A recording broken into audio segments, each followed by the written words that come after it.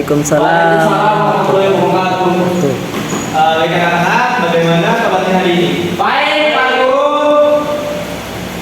Bagus. Nah, jadi sebelum mulai pembelajaran kita hari ini, alangkah baiknya kita mulai pembelajaran dengan bersama-sama membaca doa.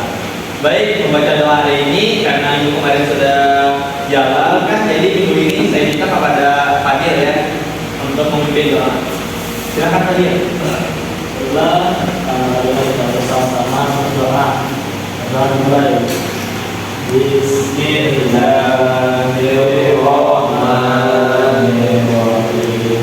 Raditu billahi rabban wa bil islami dinan wa bi Muhammadin nabiyya wa rasulah. Rabbi zidni ilman warzuqni rahmah. Amin. Baik, terima kasih kepada Fadil telah memimpin doa tadi sama teman-temannya. Baik, mungkin Bapak akan absensi dulu kita kehadiran hari ini ya. Ya, bahkan hari ini kan sudah mungkin kawan-kawan kalian kan udah lelah karena udah jam berapa nih? Udah jam satuan lah. Jadi dari pagi tadi kan udah banyak juga tuh pembelajaran yang telah dilakukan. Mungkin kalian udah mulai pusing, udah mulai gimana gitu terhadap pembelajaran. Ya, jadi nanti ya Bapak minta saat Bapak mengabsen nama satu persatu nanti menyampaikan quotes ya. Jadi hari ini temanya itu adalah quotes of the day. Jadi setiap nama yang Bapak panggil setelah disebutkan namanya langsung saja, misalkan tidak ada kata-kata yang mungkin nyata atau lebih baik meninggalkan ya atau ya, begitulah sebenarnya. Jadi langsung saja ya. Mana yang saya? Nah ini. Yang pertama Muhammad dari Huda. Ya, silakan quotesnya hari ini. Jadi quotesnya hari ini adalah bahasa Inggris Pak. Iya. Still score. Berarti artinya ayo senang menghanyut. Ya, bagus. Yang selanjutnya Jalaluddin. Ada Pak. Ya, silakan. Kata-kata saya juga bahasa Inggris Pak. Ya, bahasa Inggrisnya no word atau will action. Artinya tidak perlu kata-kata yang ada di sini. Baik. Yang ketiga ada Rizky Edi. Ada Pak. Ya, silakan. Kata-kata saya Pak, lebih baik diam daripada mengutarakan perasaan. Masya Allah. Jadi ya mungkin hari ini tidak ada yang, apakah ada yang tidak hadir? Ada Pak. Siapa? Asli hitam Pak. Oh ya, nanti dia absen ya. Kemana kira-kira? Aslinya? Tidak kelihatan Pak. Sudah kelihatan Pak. Ya. Susah mencari Pak. Jadi hari ini kita akan mempelajari tentang materi khutbah. Ada yang tahu tidak apa itu khutbah? Sebenarnya teman saya tahu Pak, tahu Pak. Teman saya jadi khutbah pengetahuan saya Pak, khutbah adalah pidato pada saat sebelum sholat Jumat. Ya, bagus. Ada lagi? Saya serahkan kepada Bapak saya. Kemudian ini kan saya tadi sebelum pembelajaran saya sudah seminggu kemarin sudah mencari materi video pembelajaran yang relevan dengan pembelajaran kita hari ini di modul. Nah, jadi saya menemukan salah satu video pembelajaran dari YouTube. Nanti kalian perhatikan ya, simak dan perhatikan apa saja materi yang ada di video tersebut. Nanti saya tampilkan setelah itu. Nanti saya akan menjelaskan lebih lanjutnya lagi khutbah itu bagaimana, tata cara khutbah yang baik dan benar, syarat dan ketentuan khutbah, definisi khutbah. Nah, jadi seperti itu ya. Nanti Bapak menjelaskannya pun setelah menampilkan video, Bapak juga akan menampilkannya di PPT. Anak-anak, hari ini kita akan mempelajari mengenai khutbah. Jadi tujuan pembelajaran kita hari ini itu yang pertama peserta didik untuk mendeskripsikan apa itu definisi dari khutbah dan ketentuan khutbah itu seperti apa. Yang kedua, peserta didik untuk mendefinisikan pengertian syarat khutbah dan syarat-syarat khutbah itu sendiri bagaimana. Lalu yang ketiga, pengertian peserta didik untuk menjelaskan rukun dan sunnah khutbah serta adab khutbah itu seperti apa. Yang keempat, peserta didik untuk membuat teks khutbah yang pertama dan teks khutbah yang kedua. Lalu peserta didik untuk mempraktekkan khutbah yang pertama dan teks khutbah yang kedua. Adapun pendirian Bapak hari ini yaitu pertama, peserta didik itu aktif memperhatikan, terus pas maju nanti tugas-tugasnya dikumpulkan dan juga menulis hasil dari prakteknya tadi bagaimana, itu pendirian tadi. Dan juga mungkin nanti juga Bapak akan memberikan tugas di rumah sebagai salah satu komponen tentang teks khutbah, yaitu membuat teks khutbah itu sendiri. Pada dasarnya, setiap individu muslim diperintahkan untuk melaksanakan dakwah Islam sesuai dengan kadar kemampuannya. Video yang telah Bapak sampaikan, maksudnya yang Bapak tampilkan. Nah, jadi ini materi kita hari ini, yaitu tentang. Nah, baik, mungkin ini PPT-nya tadi kan dari modul dan dari buku yang Bapak pegang juga. Jadi ini ringkasnya saja mengenai khutbah. Nah, jadi pengertian khutbah. Nah, khutbah sendiri adalah kegiatan berdakwah, mengajak atau menyuruh orang lain untuk meningkatkan ketakwaan, keimanan, dan pesan keagamaan lainnya dengan rukun dan syarat tertentu. Nah, selanjutnya pengertian khutbah Jumat. Kata khutbah secara bahasa berasal dari kata fatwa yang tubuh, yang masdarnya adalah khutbatan, yang artinya pidato, ceramah atau orasi di depan publik. Dalam Lisanul Arabi dijelaskan bahwa Imam Lais pernah berkata, "Haba al-faidu al-mimbar." Hatib sedang memberikan khutbah di atas mimbar. Di sini artinya hatib adalah orang yang memberikan khutbah dan hatib jamaah adalah khatibnya. Nah, jadi itu adalah pengertian khutbah. Selanjutnya adalah rukun-rukun khutbah. Yang pertama adalah mengucapkan alhamdulillah dengan bentuk ucapan apapun yang mengandung pujian pada Allah Subhanahu wa taala seperti yang dicantumkan di atas. Yang kedua yaitu bersalawat kepada Nabi Shallallahu alaihi wasallam dengan ucapan apapun yang mengandung salawat. Nah, yang ketiga adalah wasiat apa dengan bentuk lafaz apapun. Nah, jadi setelah kita mengucapkan alhamdulillah dan bersalawat atas Nabi Muhammad, kita selanjutnya adalah menyampaikan wasiat yang baik kepada sesama saudara muslim. Yang keempat adalah membaca salah satu ayat dari Al-Quran. Pada salah satu khutbah kan ada dua khutbah tuh. Yang pertama ada khutbah pertama dan yang khutbah yang keduanya. Lalu yang kelima ada berdoa kepada kaum mukminin pada khutbah kedua dengan doa-doa yang baik. Nah, selanjutnya syarat khutbah. Syarat khutbah yang pertama itu ya tentu laki-laki, tidak mungkin kan perempuan yang menyampaikan khutbah. Lalu yang selanjutnya khatib itu harus beragama Islam.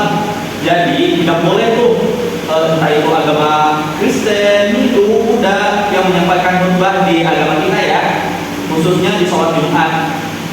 Nah, yang selanjutnya khatib itu harus suci dari hadas besar maupun kecil. Nah, jadi dia itu selanjutnya sudah balik, menutup aurat. Nah, jadi khatib pun harus berdiri ya jika mampu.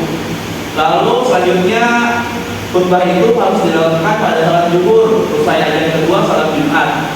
Nah, yang selanjutnya itu isi rukun khutbah yang baik yang pertama ataupun yang kedua itu harus bisa didengar oleh semua jamaah. Nah, di sini jumlah minimal orang yang ikut sholat Jumat itu ada 40 orang. Itu sebagai salah satu syarat. Nah, jadi misalkan nih ada contoh pertanyaan, Pak, bagaimana Pak misalnya tidak sampai 40 orang? Ada yang bisa jawab tidak? Sudah mau panggil mungkin bisa menjawab. Ya, silakan. Bagaimana misalkan di suatu daerah kan batas minimalnya orang sholat Jumat itu kan sekurang-kurangnya ada 40 orang. Nah, jadi misalkan kurang dari 40 orang itu bagaimana? Mungkin untuk sebelum itu tidak berlaku Pak, pada daerah yang bahkan orangnya tidak sampai 40 orang. Tapi itu hanya jawaban saya ini Pak, tidak tahu kalau itu. Baik, mungkin ada tambahan dari yang lain. Mungkin jawaban saya ada salah tempatnya diganti dengan sholat dulu lagi Pak. Karena tidak cukup di waktu itu. Oh, bisa gitu ya. Nah, jadi Nah, jadi di sini beberapa ulama itu bersifat siur. Nah, di sini menurut Imam Syafi'i sendiri, kalau kurang dari 40 orang jamaah itu tidak sah sholat Jumatnya. Walaupun misalkan 39 orang yang sholat Jumat kurang satu tuh. Jadi menurut Imam Syafi'i itu tidak sah. Jadi itu terhitung sebagai sholat biasa. Walaupun ada khutbahnya. Nah, seperti itu sudah. Nah, jadi selanjutnya itu menurut Imam Hanafi. Menurut Imam Hanafi itu sah saja. Walaupun cuma 3 orang, yang penting rukunnya sudah terpenuhi, yaitu ada imam, muadzin, dan juga imamnya. Nah, jadi ya kita tidak tahu ya. Misalkan suatu kondisi itu di mana emang di suatu pulau atau suatu daerah terpencil yang orang Islamnya cukup sedikit, maksudnya 50-50 sama orang sebelah, maksudnya dengan orang Kristen. Nah, jadi itu ya mungkin bisa diberlakukan, entah itu sah, itu pokok malam ya. Itu tadi ya dalam kondisi tertentu. Nah, yang selanjutnya itu nanti harus duduk sebentar dengan tumanina atau istirahatkan dirinya. Jadi di sela-sela khutbah pertama dan kedua itu biasanya nanti itu duduk sebentar, sejenak. Biasanya muadzin itu lebih banyak doa kan. Nah, yang selanjutnya itu khutbah pertama dan kedua harus dilaksanakan secara berturut-turut. Begitu pun antara khutbah dengan salat Jumat, maksudnya tidak ada jeda di antaranya. Nggak bisa dong. Misalkan khutbah pertama lalu kita santai dulu gitu, nggak bisa dong. Nah, lalu yang selanjutnya itu khutbah itu harus disampaikan dengan berbahasa Arab. Maksudnya tadi kan seperti alhamdulillah, tidak mungkin kayak kita langsung terima kasih kepada Allah gitu. Itu kan sebagai pujian, itu harus disampaikan dengan bahasa Arab. Nah, baik, mungkin ini materi dari Bapak. Jadi selanjutnya kan kita sebagai seorang muslim dan kita itu laki-laki, kita itu harus bisa khutbah. Paham tidak? Paham. Jadi itu sebagai modal dasar kita sebagai seorang muslim dan sebagai seorang laki-laki, kita itu harus bisa berkhutbah di depan. Nah, jadi oleh karena itu Bapak minta kepada teman-teman sekalian untuk membuat teks khutbah 1 dan 2 ya. Nanti Bapak minta satu maju. Tapi nanti kan banyak siswanya ya. Jadi nanti mungkin Bapak minta 1 orang atau 2 orang saja ya untuk menyampaikan. Nanti sisanya dikumpulkan saja di meja Bapak. Tapi yang 2 orang ini setelah menyampaikan banyak, tolong dicatat ya teman-teman. Misalkan judulnya apa yang bisa diambil dari teks khutbahnya. Nah, gitu ya. Kira-kira 20 menit cukup ya waktu untuk mengerjakan teks khutbahnya. Sangat cukup Pak. Cukup tidak? Kalau cukup, Cukup, Pak. sangat cukup. Bagus. Nah, baik. Ini contohnya sudah tahu kan? Sudah pernah semua kan? Melihat orang khutbah? Pernah, Pak. Baik, ini kan sudah 20 menit lebih nih. Jadi mungkin karena dengan waktu juga kan, sebentar lagi pulang. Jadi Bapak minta mungkin 2 orang saja yang maju hari ini ya. Bapak tunjuk saja ya. Mungkin Patil, silahkan maju ke depan. Bagaimana hasilnya? Baiklah, Pak, saya akan menyampaikan bahasa saya yang berjudul mempersiapkan bekal sebelum kematian. Assalamualaikum warahmatullahi wabarakatuh. Waalaikumsalam warahmatullahi wabarakatuh.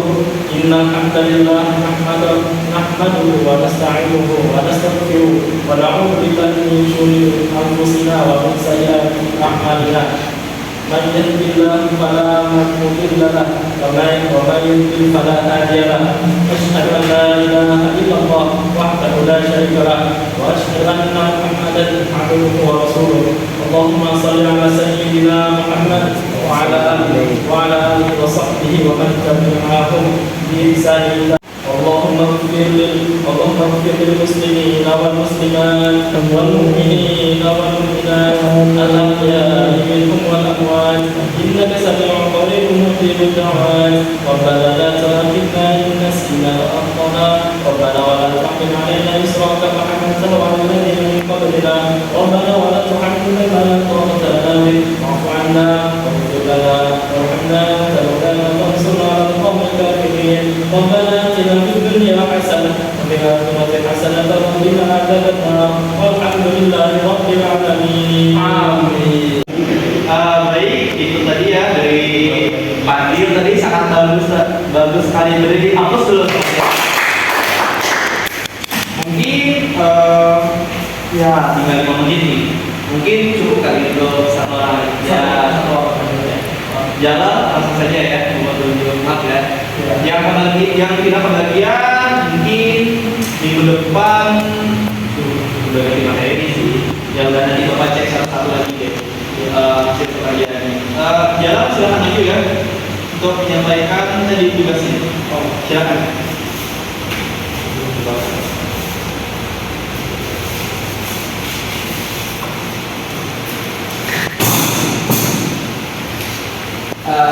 Jadi saya di sini akan menyampaikan materi khutbah saya materi aja Pak ya, nggak pakai judul langsung Judulnya apa? judulnya pakaiannya tak pakai bukan.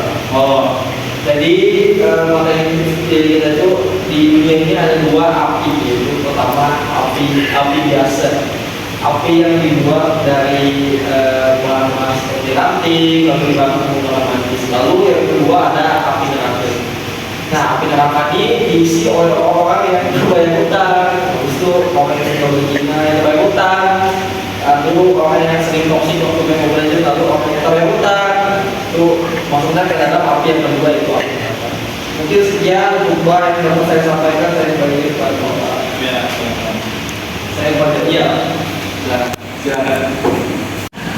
Baik, bagus sekali ya tadi walaupun tadi masih sebenarnya itu tadi bukan arah motivasi tadi kan tata caranya itu kan ada mengucap alhamdulillah bersolawat kepada Nabi. Nah yang seperti dipraktekkan oleh Pak Dio tadi semua sudah lengkap tuh. Nah jadi seperti itu ya nanti diperbaiki ya. Tidak langsung lupa saya tadi ya mungkin itu tadi sangat ugal-ugalan ya karena waktunya juga mungkin mepet gitu mengerjakan 20 menit. Baik, itulah materi kita hari ini mengenai khutbah. Jadi khutbah itu sendiri yaitu kita sebagai seorang pendakwah harus menyampaikan materi tentang kebaikan yang ada di dunia ini kepada seluruh masyarakat atau semua kalangan muslim.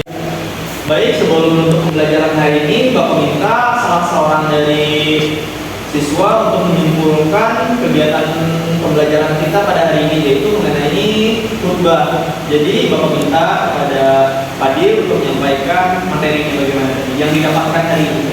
Jadi kesimpulan yang saya dapatkan hari ini tentang materi khutbah adalah suatu pidato yang terjadi pada saat sebelum terjadinya sholat Jumat yang mana memiliki 5 rukun. Yang mana rukun ini tidak boleh tertinggal dan jumlah minimal orang sholat Jumat adalah 4 orang. Sekian. Nah, bagus. Jadi Pak Dir sudah menyimpulkannya tadi dan dia benar-benar antusias gitu sepertinya mempelajari tentang khutbah sendiri. Mungkin itu saja pertemuan kita hari ini. Jangan lupa ya tadi kertas kawan-kawan yang lain ya.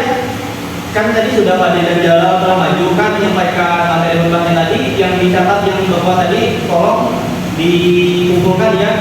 Terus Bapak minta minggu depan membuat teks khutbah yang lebih lengkap lagi, tetap aja ya. Iya, Pak. Nanti dikumpulkan ke ruangan saya minggu depan ya, jangan lupa. Mungkin itu saja pembelajaran saya hari ini.